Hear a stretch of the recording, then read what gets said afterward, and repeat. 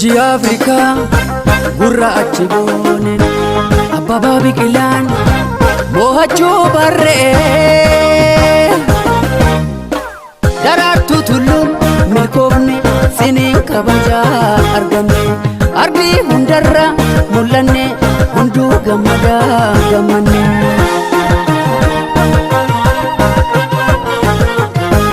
Urjiileen nu boonsiitaan sababii gammacheeftan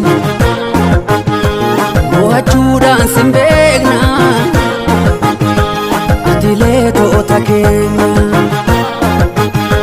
mul'attee faajiin keenya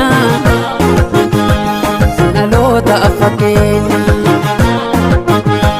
galatoomaa jenneerra gammadee sabni keenya.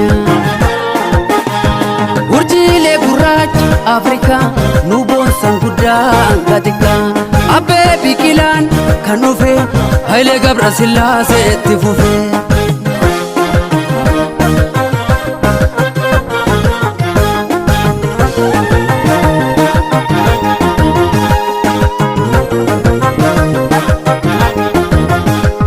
Jabaan gurraachi hangafaa seenaa dawaa lammaffaa durii kaasee hangarraa warqiin dachaan dabalaa lammiin biyya koo gammadee siniin kan maqaa argate ol kaatee faajiin mirmirraan sirraa jeffatee addunyaan.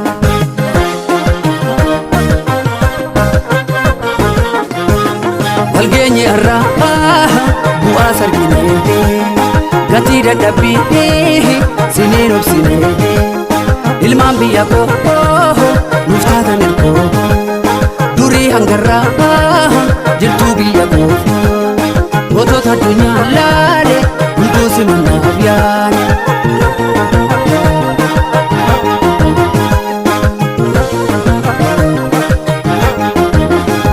Gammachuun dachaa dachaa injifannoon milkooftu eenyummaan sin qixxeessu biyya ofii akka atti boosu seenaan dabalameera eenyummaan ol ka'eera seenaan dabalameera eenyummaan ol ka'eera.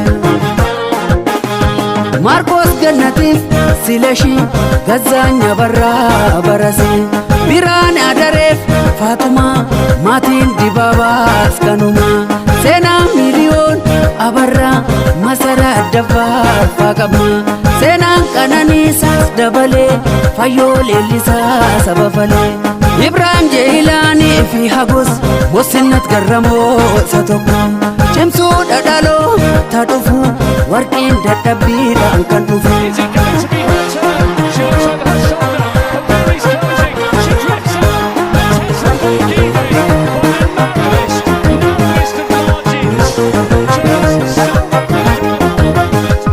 Lammiin biyyaa gammadee siniin maqaa argatee yamoositoota sabaa Itoophiyaan sin qabaa gudaaf sagaayeef dirribeen taammiraa tolaa kan dhufe yoomiif Salamoon Baaraggaa gudaaf Muktaar Faas jiruudha Gootom Gabrasillaaseef Magdasfaa warquhaaf lammeechaan jiruudha tarreessee maqaan infituu ulfaadhaa gareen hundumtuu eenyuutu sin caala har'allee urjii Afrikaa qacalee eenyuutu sin caala har'allee urjiilee Afrikaa qacalee. She looks over her shoulder. Fear is closing. She drifts out.